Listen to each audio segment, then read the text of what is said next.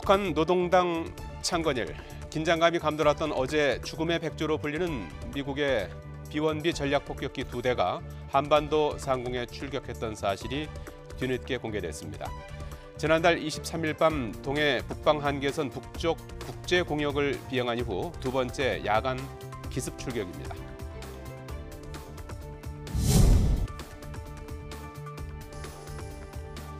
YTN 취재 결과 이번 출격은 과거와 달리 가상의 목표물을 향해서 공대지 미사일 발사 훈련까지 실시하면서 화력을 과시했습니다. 어제 동원된 공대지 미사일은 사거리 800km에 달하는 재즘-2R이었는데요.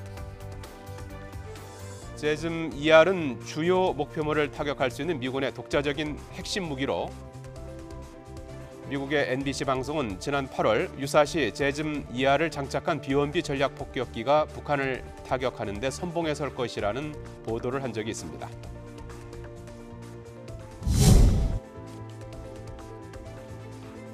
미국이 B-1B 랜서 전략 폭격기 편대를 재차 출동시키면서 북한이 어떤 대응을 할지 주목됐습니다. 지난달 B-1B 출격 때 대공 레이더를 가동하지 않고 전투기도 대응 출격시키지 않은 것으로 알려진 북한은 이번에도 전투기를 출격시키지 않았습니다.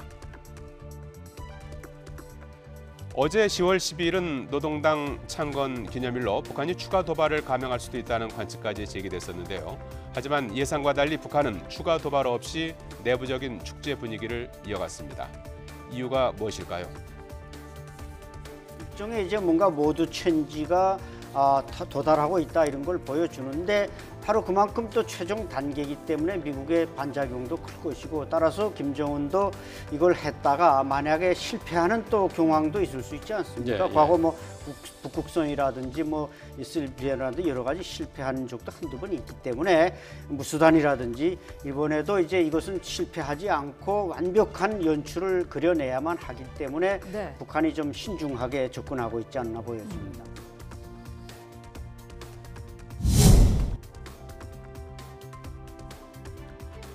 북한이 추가 도발에 나서지 않고 있는 것은 군사적, 기술적 문제를 고려했을 것이란 관측이지만 북한의 도발 가능성이 사라진 것은 아닙니다. 북한의 준비 상황과 국내외 여건 등이 도발 시기를 결정할 중요한 변수가 될 것으로 보입니다. 국가정보원은 국회 보고에서 노동당 창건일인 10일, 중국공산당 대회 개최일이 이제 18일인데 이때 도발할 가능성이 유의한다 이렇게 보고한 바 있습니다. 그렇지만 10일과 18일 자체를 주목했다기보다는 북한이 도발 준비를 이미 모두 마쳤고 언제든 도발을 할 수 있다. 도발 가능성이 있다. 미국 로널드 레이건 항공모함이 이달 중순 동해를 출동을 해서 한미 해군 연합훈련을 하기 때문에 군사적 긴장 고조 가능성은 항상 존재하고 북한의 도발 가능성은 이달 내내 지속될 것으로 봐야 되겠습니다. 오늘 18일 열리는 중국의 19차 당대회와 이달 중순부터 시작되는 미 항공모함의 동해 훈련을 빌미로 북한이 도발에 나설 가능성이 남아있는 가운데 한반도 내 긴장은 당분간 계속될 전망입니다.